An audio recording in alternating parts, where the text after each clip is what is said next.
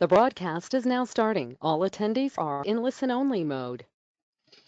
Good afternoon and welcome to February's ChemCareers, which is looking at careers in the cosmetics industry. My name's Laura Woodward. I'm one of the careers and professional development advisors here at the Royal Society of Chemistry.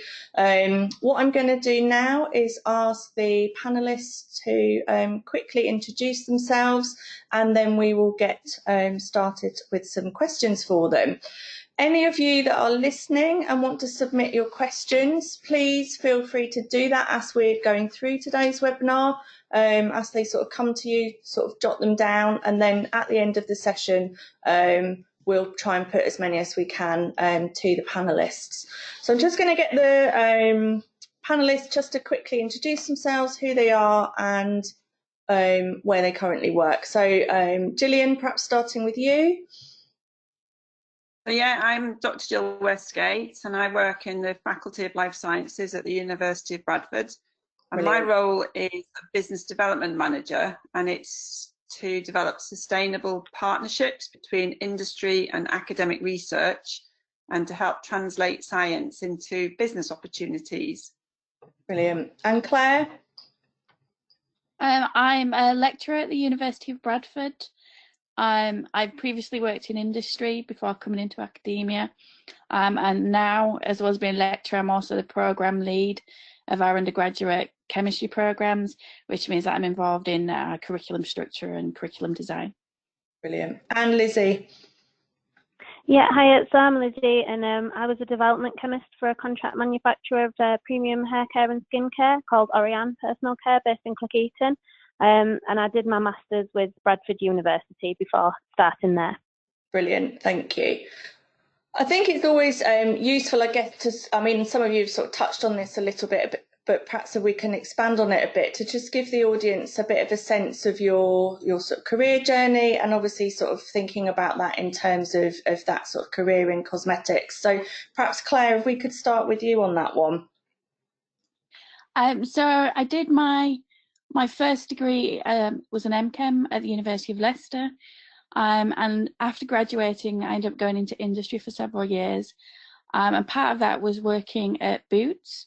It's actually the Boots Healthcare International section of the Boots company, where I actually worked on the Clare line and was involved in the release of one of their product categories. And then after I'd worked in industry, while I really enjoyed it, I'd become interested in biomolecules, because everything I'd come up against in industry, there was always some biomolecules involved in some formulation in some way.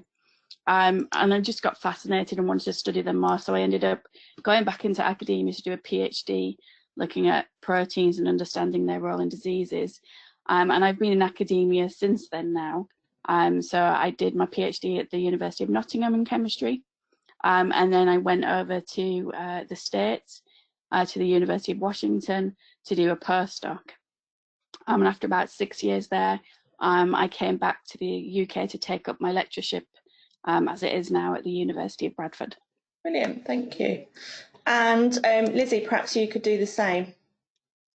Yeah, so I did my MChem at Bradford, and as part of the integrated masters, I did my placement with Orean. So that was just like doing general like lab tech, general tidying the lab, watching the development chemists, see how they go about the daily lives. And then after I graduated, I was offered a permanent position with them, and then I worked my way up to the development chemist role. And while I was there, I also did the diploma in cosmetic science through the SCS, because I didn't have any background in cosmetics from like academia.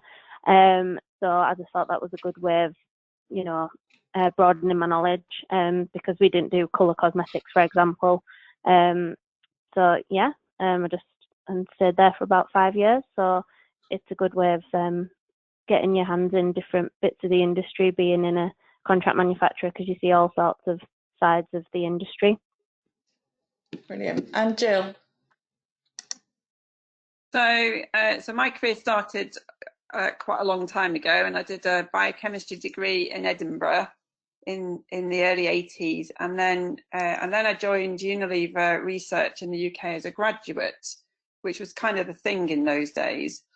And after about 15 years, I got invited by the company to register to do a PhD, which I did. And I only did it for a year, but it was a question of putting together all your papers into a thesis, and I defended it in Utrecht in Holland.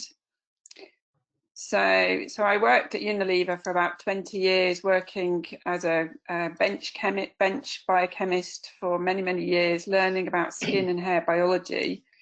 And over the years, you develop in your role, and I ended up as a unit manager, looking after about 60 scientists across 6 different categories of the organization's research program, all in bioscience.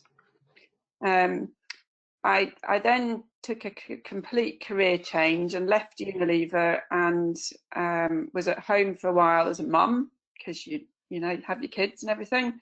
And then I set up a consultancy, and did that, and I still do consultancy work now for companies all over the world. But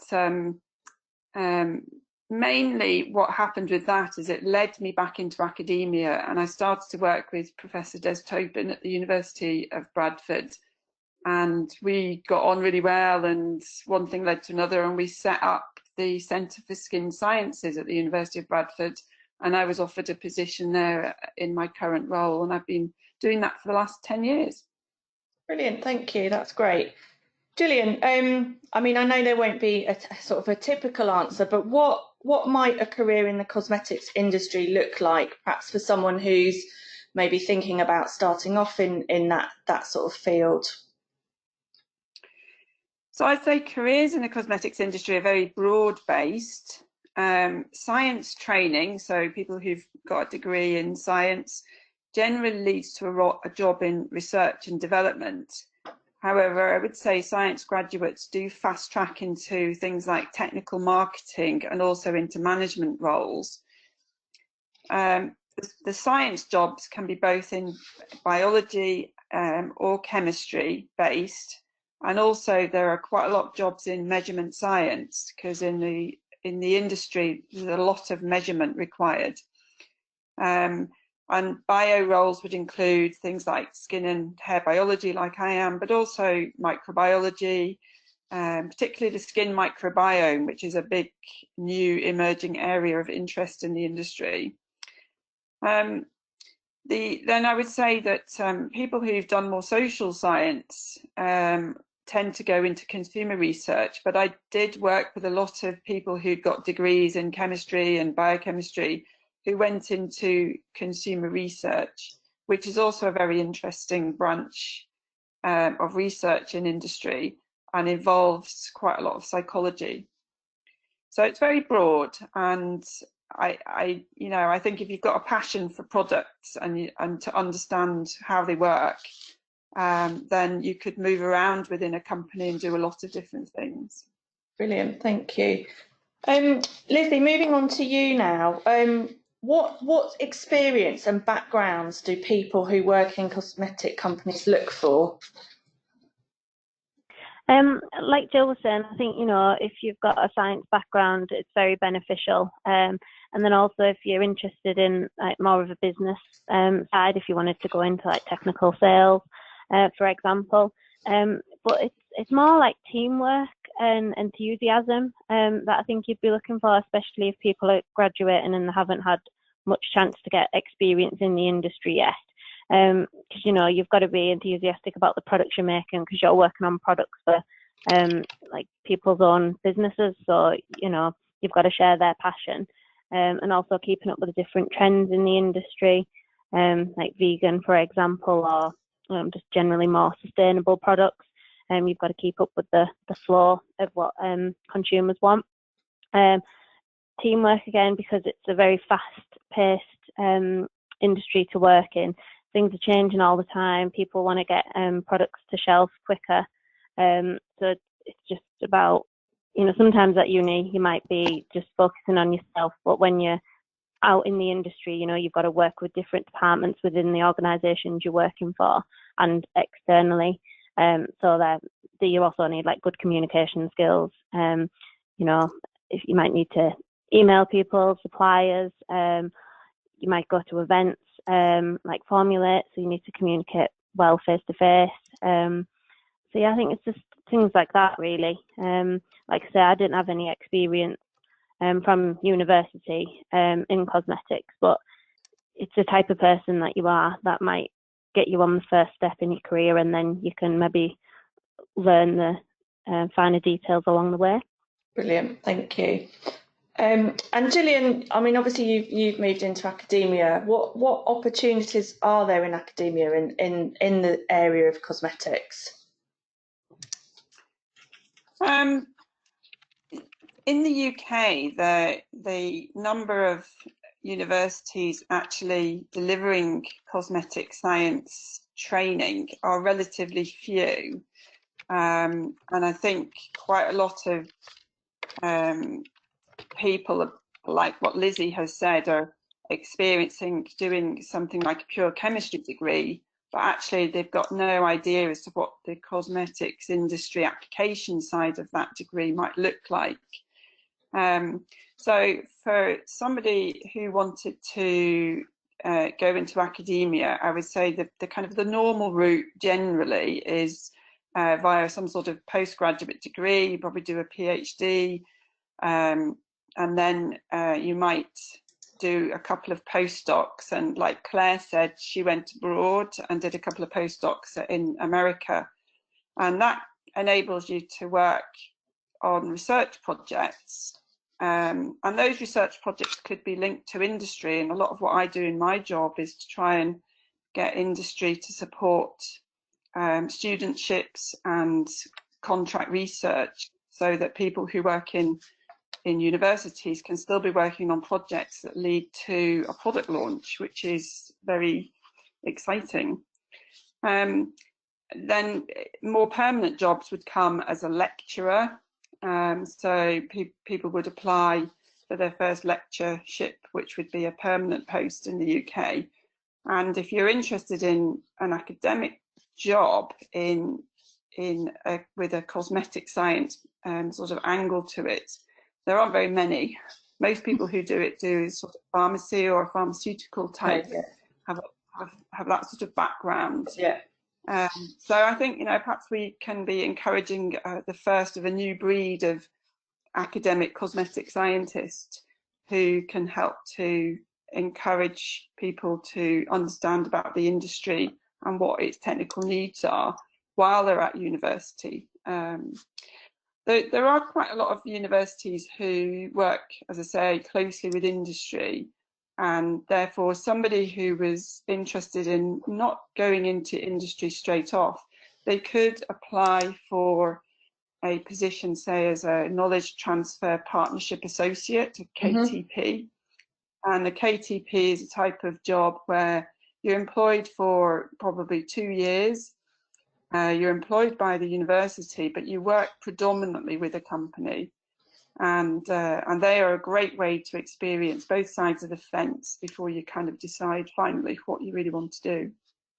I think maybe the others, Claire, might have a better idea of, you know, what being an academic in a university is like, and could comment on that.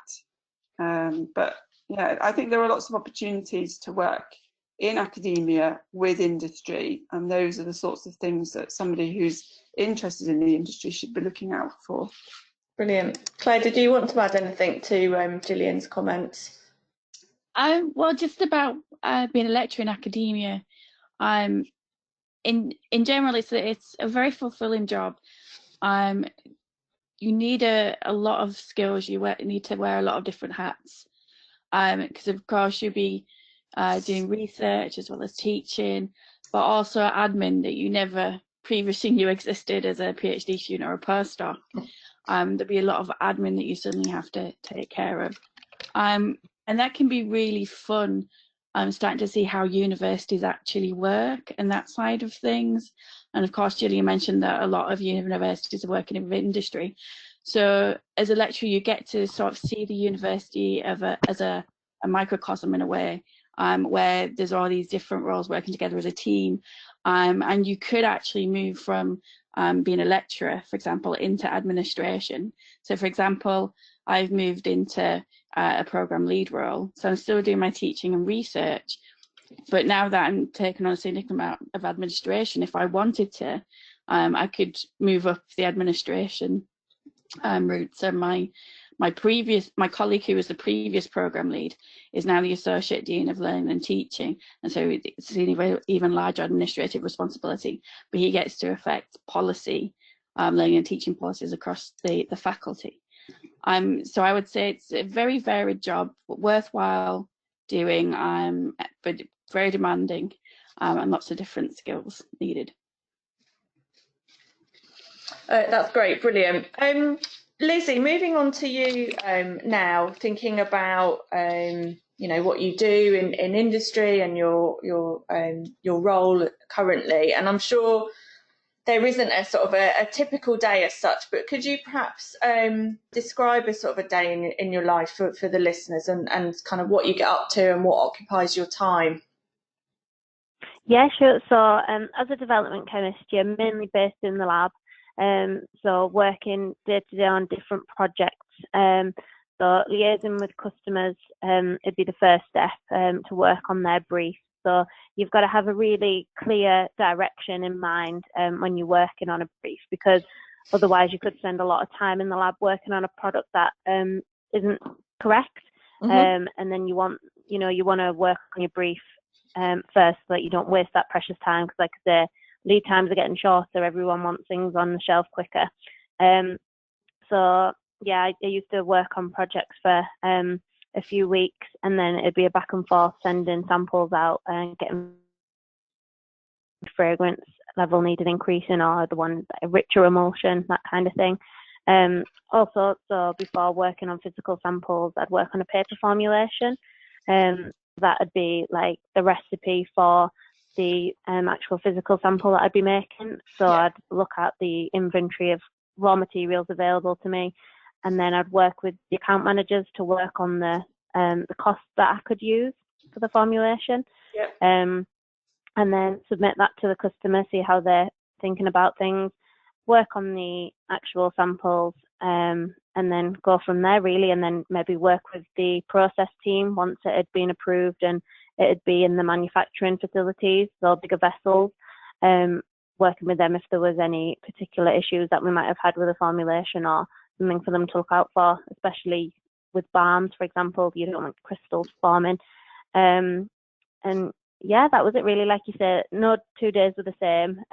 You've got to be resilient to things. If you've got stability issues, you might have to come up with a solution to that problem. Like I said, someone might have an issue in manufacturing that you can go and help with. Customer might change their mind. You might need to liaise with the suppliers of raw materials if you're bringing in new ingredients. So yeah, it's very good, and yeah, very varied. Brilliant, thank you. Perhaps starting with you, Claire, and perhaps I guess thinking about your experience in industry, what do you think are the key qualities and skills of someone working in the cosmetics industry? Well, being a good communicator is probably the key trait, and being able to work as a team. Because you do need to have clear directives, not just from the customers who maybe want a product creating, but across the team. So for example, when I worked as an analyst on the Clare product line, you had 6 months, maybe 12 months from the conception of a product to it actually being launched into the market. And so as an analyst, you're actually having to liaise with marketing, the formulators, the clinical team, and keep those clear communication lines open, because midway through that project, you're trying to get analytical data to show that your product's stable, so that at the end you can assign it shelf life. But halfway through, you may hear from the marketing team that they want a perfume change based on market research, or they want to change the pack in some way, be it the colour of the pack or the size of the pack. And so you have to be a really good communicator. But you also have to have a really good understanding of the analytical techniques that you'll use, which will in my experience, is predominantly HPLC, and how that data is actually used to come up with a shelf life at the end of what we call a stability trial. So you'll put a product on a stability trial at the start of the product as soon as the formulators have made the first instance of it, and then you'll monitor it for those 6 months and longer. But those initial 6 months are usually key for assigning the shelf life. And so you actually using accelerated temperature storage conditions to understand the kinetics of the products and the degradation of that product. Is it degrading? Is the smell degrading? Is the active ingredient degrading? Are there any degradation products that are potentially problematic? Are they toxic? You have to be able to analyse all that and understand how that's going to impact the product launch and the shelf life you will give it, and be able to communicate to the different members of the team what the limitations are, how extensive a perfume change you could have, how extensive a pack change you could have, and understand where they're coming from, and see the overall goal as a team and feed into that and support that, as well as being really clear about the scientific data and what you can justify, if that makes sense. Yeah, that's brilliant. Gill, have you got anything to add to that around those sort of qualities and skills that you'd be utilising in cosmetics? I think a quality that I would say is to have curiosity about how products work. We use personal care products every day, and if you want to understand, if you want to be a cosmetic scientist, I think having that curiosity about how they work, you know, how a conditioner conditions your hair, and when you ask that question as a consumer, they kind of go, well, it makes my hair easier to comb. But when you ask it as a chemist, then it's all about understanding the change in behaviour of the products in the ingredients in the product, from a liquid in a bottle to when there's being water added and into the rinse phase, and if you're dealing with a shampoo or a cleanser, it's about foam and how much foam you can generate, and that's you need to understand quite a lot of chemistry, and to be able to kind of appreciate at the level of a scientist how these things work. And so having that curiosity about how products work, and maybe also having an interest in the whole product development process. So you've heard the others talk about things like stability testing and maybe changing the perfume. I did 6 months working in a development unit just outside Paris for Unilever, and when I came back I gave a talk which I called the other 99 tasks, because what my job was when I was in the lab was just a tiny proportion of the whole thing. You know, we had to understand the names of all the materials that went into the product, and they had to be correctly written in the back of pack ingredients list, and they had to be approved quite well in advance of any launch.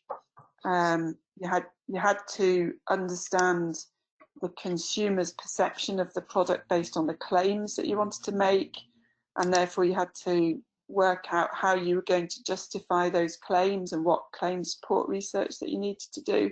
So I think being curious about how you go from chemicals to a shampoo or a bar of soap is really important attribute of somebody who would be a successful person working in the industry.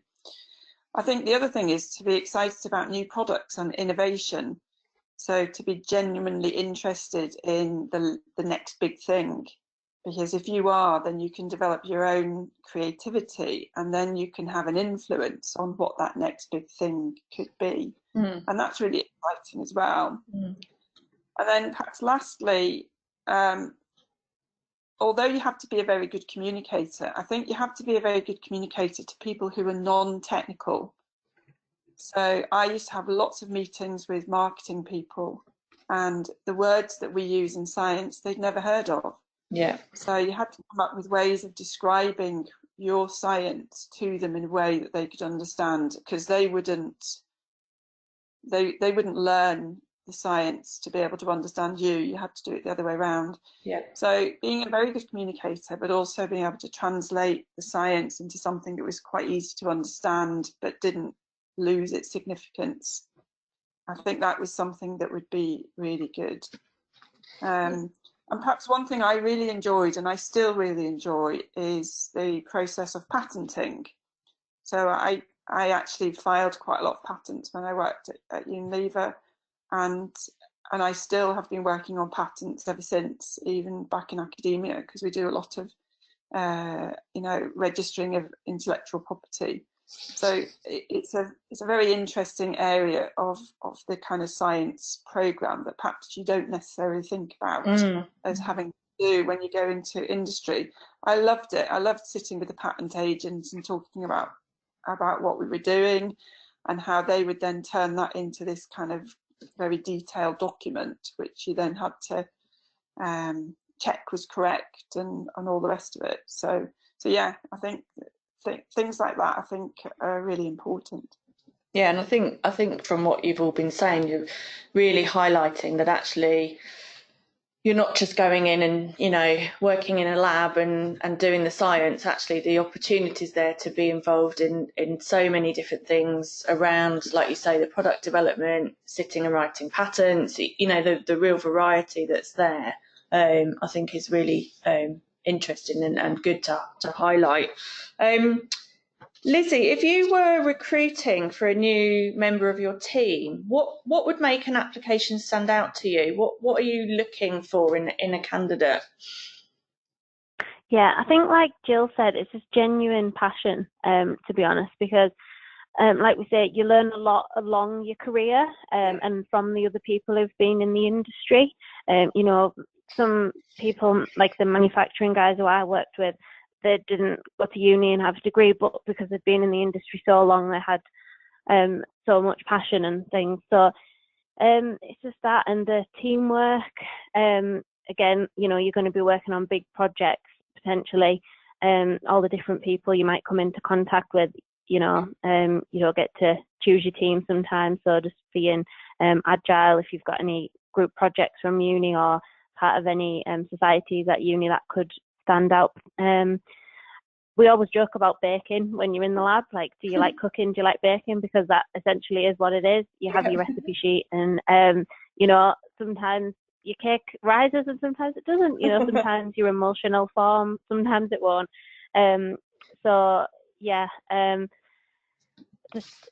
Just genuine interest and passion. If you're keeping up to date with the trends, like social media is quite big, keeping up to date with what people are showing on Instagram and things like that. If you do manage to get some work experience, that'd be great, because it is so different working in industry to being at uni. Just contact local contract manufacturers or raw material suppliers and say, look, can I have like half a day or a day just to come and see what you're about? People are quite busy, but they are usually willing to help people out. If you can go to talks, that sometimes they might be local, sometimes you might have to travel a bit further, but any talks or events that are held that you can go to, that shows that you're keeping up to date with what's going on in the industry. And it's a good way to network, because it's quite a small industry really. You come across the same names all the time, even if people change roles. So get your face and your name out there yourself, and it's a good way to get a foot in the door, I think. Yeah, I mean, I'd absolutely kind of stress how important networking can be in terms of finding those opportunities and generally sort of for career progression. Lizzie, are there any sort of specific websites where people can sort of find jobs or opportunities that particularly focus on cosmetics, or would it just be the sort of usual routes of larger jobs boards? Yeah, I think so. I think LinkedIn's quite a good place. Once you get used to, people who you might come across, like recruiters and things, if you, get sometimes people don't like working with recruiters. They like to directly recruit, but they are a good way to get into the industry because they can help you with your CV and things, and they'll know a lot of the companies in the area that you're looking at. So I'd say that, and then just the standard websites, I think. And like I say, like word of mouth through events. Like it might be harder at the beginning of the career, but if you do manage to go to any events, like I say, it is a small industry, so people might say, have you heard like so-and-so recruiting for a development chemist, or this person's looking for a new sales rep. So just keep an ear out, I'd say. But yeah, just keep an eye out on LinkedIn and the standard sites, I think. That'd be the way I'd do it. That's great, thank you. Just before we move to the questions from the audience, and I can see a few are coming in, so please get those sort of typed in if you've got any questions. I guess just to sort of ask you all individually, perhaps Gill, perhaps start with you. What advice would you give to someone starting out on how to progress their career successfully in cosmetics? Perhaps some sort of top tips or advice that you'd share. I think if you're going to go into the formulation side of the industry, I would say you need to get a really good degree in chemistry. Which I'm sure all the listeners would appreciate if they're doing chemistry. I think that's really important because the building blocks for the technical side of building formulation are chemistry in action. So I would say that if you are, as I said, there are very few UK courses. So there's one in the London College of Fashion and there's a degree in Sunderland, and that's about it in terms of degrees in cosmetic science. But so yeah, I think to get a really good grounding, if you are interested more in the biology side or microbiology, then they would be equally good degrees to get. But I would perhaps look for opportunities for doing placements. So a year in industry. When I worked in Unilever, we had students every year who came and did a year with us, and it was a fantastic experience for them because they went from being unsure as to what they were going to be, and they grew up in that year in industry. And some of them then came back and became full-time members of staff and stayed for a long time. So I'd look for opportunities to get some work experience. And then I think the other thing is to demonstrate a good understanding of what all the products are. Be curious, read the ingredients list, and if it's a word in there you don't know, look it up. Become interested in what's in the product and also in the packaging as well. I mean, these days sustainability is very important. So look at packaging recyclability and try and understand which products may be more sustainable than others. So I think that, having an interest in it, really understanding the founding principles. And there is the diploma in cosmetic science for those people who want to top up a degree with a distance learning opportunity, which goes into much more detail on the cosmetic science applications of their undergraduate degree. Brilliant, thank you. Claire, any advice that you would give to someone? It echoes much of what Gillian's just said, but for the analytical chemistry roles that you get in the cosmetic industry, it's all about demonstrating at your interview that you understand those analytical techniques, you have those skills. But as Gillian said, it's also about understanding the products. So, for example, at my Clare interview, I was actually asked what I thought about the Clare product range.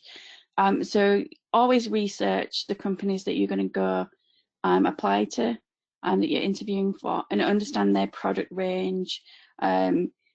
Get some understanding about product development and where you as an analyst would actually sit within that scheme, and how you would support the other members of the team, as well as your actual role, and what that does in terms of product development and getting products ready for launch.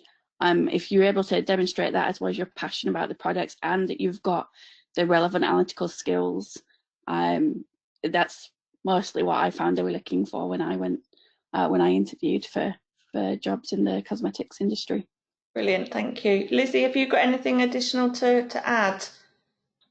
I suppose just if you are interested in working in the lab, making the products, you could just give it a go at home first, just to see, you know, what things, like what technologies you can do at home, and then you can talk about that in your interviews, you know, what difficulties you might have had, or what you found easy, or things like that, really. And I'd just like to say I did the diploma as well, and that did give me a confidence in like the products I was making, because you can just learn as you go, but it's good to marry like the chemistry degree and the practical applications in the lab together, you know, and it gives you a good opportunity to look at things that you might not have had experience with, so like the packaging or like the colour cosmetic production, because we didn't do that. So yeah, and there's all the other skills that we've talked about, like teamwork and communication, really. That's brilliant, excellent. So we've got quite a few questions coming in. I probably won't get through them all, but I'm just going to have a look through and select some and put those to the panel. So perhaps starting off with you, Gill. Someone's asking, you know, how do you get into perhaps working for one of the sort of big cosmetic companies, say someone like Estee Lauder or L'Oreal? How would you sort of go about working for them, perhaps typically? Most companies have a you know, a jobs site on their website, so I would check that, and I would also check in LinkedIn jobs. Companies if you wanted to work in a company in a different country, check the rules around working abroad. So I know, for instance, a colleague of mine in Estee was looking for a hair biologist, and I said, well, if I was 20 years younger, I would have applied. But she said, actually, you couldn't, because we're only allowed to employ US nationals. So check out that there's an any eligibility.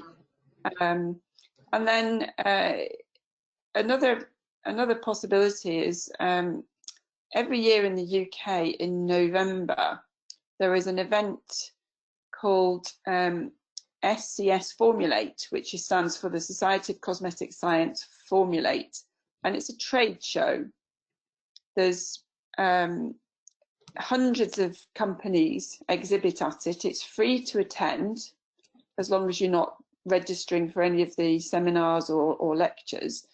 So you can literally walk around and look at the stands and look at the companies, and you could have a bunch of mini CVs. You could go and say, you're looking for any jobs, market yourself a little bit. And it's based in the Rico Arena in Coventry, and it's really good fun. If you're interested in the cosmetics industry, particularly the supply chain side, the ingredients, then even if you just did a day. So I don't think these big companies they don't put adverts in the national press, I don't think. So I would look at their websites, look at LinkedIn, and you could look some of the big recruiters and search specifically for the company you're interested in. But I think it's quite hard to get in from that point of view. Yeah.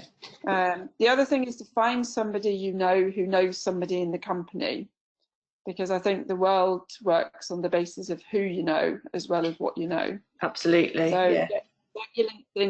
get your LinkedIn site up to date, and then find people in L'Oreal by searching, and then just invite them to connect with you. Yeah. And then ask them a question when they've said yes, because people do. Just say, hi, what do you do?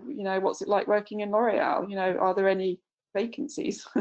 And I think that's but I think that's a really good point. And actually, it's something that we stress a lot, is actually, you know, people do genuinely like helping one another, and actually, you know, don't be afraid to sort of reach out to someone on LinkedIn through a connection or whatever, and ask those questions. And I think the point you made about the trade show was a good one as well, around, you know, starting to think about your network and sort of building up your network. So I think they're really useful. So thank you, Gill.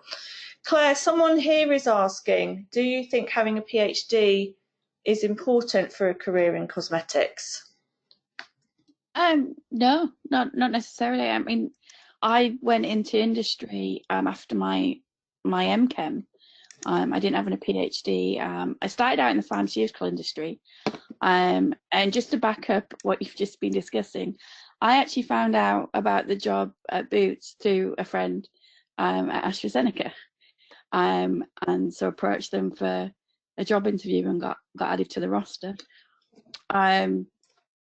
But no, I didn't need a PhD. What they were mainly focusing on at all the interviews I went to, they would ask very particular chemistry questions to make sure you understood things like pKa, how HPLC columns work, how you get decent separation, because a lot of what you're doing with product formulations is you're having to separate them in some way to analyze some active ingredient. So that's what they really cared about in those interviews, that I could demonstrate that understanding and that I had passion for their products, and also wasn't afraid to be critical, that I understood their products enough to give my own critique of where I thought they could be improved, where I thought the product line could go, and that was far more important than my qualifications. It was in my experience. Brilliant, thank you. Just scrolling through, there's lots of questions coming in. Someone here, Gill, maybe this is one for you. Are there any sort of short cosmetic courses that people can undertake or attend that would be beneficial for them? Well, there's the diploma, the Society of Cosmetic Science diploma. So anybody who's interested can look up the Society's website, and all the details are there. And it's a distance learning diploma over a couple of years, and there are essentially materials that you have to go through. There's about 14 modules, and you sit exams, and there's a summer school that you can go to where you do some practicals, etc. Then the other one would be, there's a master's course in Liverpool John Moores University, an MSc in cosmetic science, and anybody who's done a degree in science could apply to do the masters. And then at Bradford we have a master's course which does include skin sciences, but it's not overtly about cosmetics science. But there may be other masters that are in pharmaceutical type courses which offer formulation work, and those would be a good grounding for somebody who's going into the industry. Brilliant. Lizzie, someone here is asking how you got your placement at L'Oreal, and was it in the UK?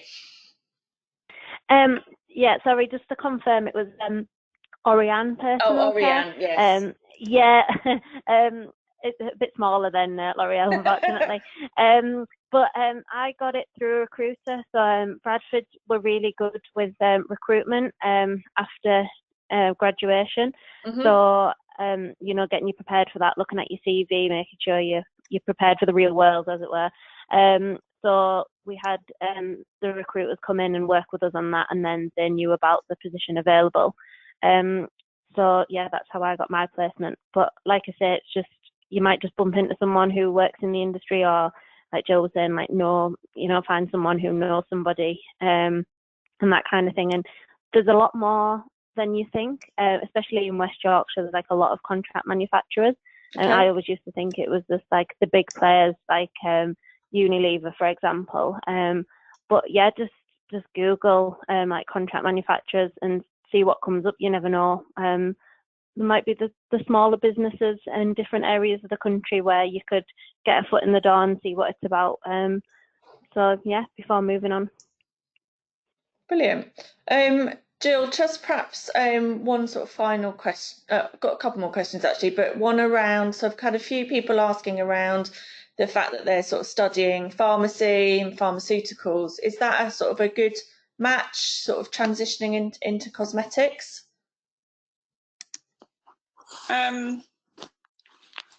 Aspects of it would be. Yep. Some of the universities in the UK offer things like pharmacy and cosmetic science. So I think De Montfort does, for instance. But there will be aspects of pharmacy itself that are not really relevant, like prescribing and whatever. And pharmaceutics, if it covers formulation and formulation design, then I think that would be relevant. And anything that involves developing a product for a particular need, so whether that's, you know, a pill that's easy to swallow or a cream that rubs in nice and easily in a pharmaceutical product, the same principles are applied in the cosmetics industry, except that the cosmetics industry does it a lot better.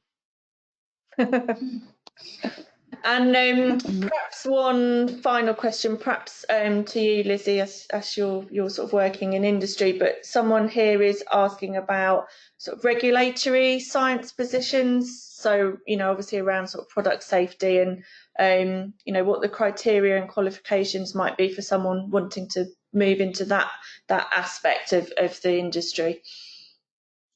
Yeah, well, I worked with someone who worked as a regulatory manager at Orean, and she didn't necessarily have any regulatory background. So again, if you can just get your foot in the door, you can then get exposed to the different people in the regulatory industry. I suppose again, it'd just be having a strong science background to understand the principles of why something might interact with the skin in a certain way. So yeah, sorry I don't have much like specific things, but yeah, just get your foot in the door, and strong science would be what I'd say. I think it's useful Go on, Gill. The other thing, Laura, is just to say that the Cosmetics, Toiletries and Perfumery Association, CTPA, that's a really good place for all sorts of information to do with the industry, and also has a long list of members of the CTPA showing you the types of organisation who are working in this sector. And so it's a kind of one-stop shop for lots of information. So I would recommend people have a look there if they want to just understand who does what in the industry. That's brilliant. You pinched my question, because I was going to ask if there's a body that kind of looks at it all. So that's really useful. Thank you. So thank you to those of you that have submitted questions. I'm sorry we haven't got through all of them, but thank you for submitting your questions. If there is anything that you want to sort of follow up, you know, you can email me at careers@rsc.org. Just to finish off, just to remind you that if you are a member of the RSC, there is lots of support to you at all career stages. But perhaps a particular interest might be around support around sort of career planning, thinking about applications, CVs, interviews, and we do also run a mentoring scheme. So many, particularly perhaps early career members, find it useful to be connected with a more experienced member. So if you're interested in any of those, again, you can email us at careers@rsc.org. And if you're not a member, you know, do consider those benefits that you get by becoming a member. So not only the career development, but the opportunity to get professional recognition such as CChem, and also, you know, I think what one theme that's really come out through the webinar is the importance of networks and using those networks. And obviously we have a huge network of chemists, but from all varieties of chemistry. So another useful part of being membership. And again, if you're interested in becoming a member, there's details there around how to do so. Either visit the website or email membership@rsc.org. So thank you. I really want to say thank you to Claire and Lizzie and Gill for giving their time today. I know I found the session really helpful. So thank you very much. And thank you to all our listeners this afternoon. So thank you very much and goodbye.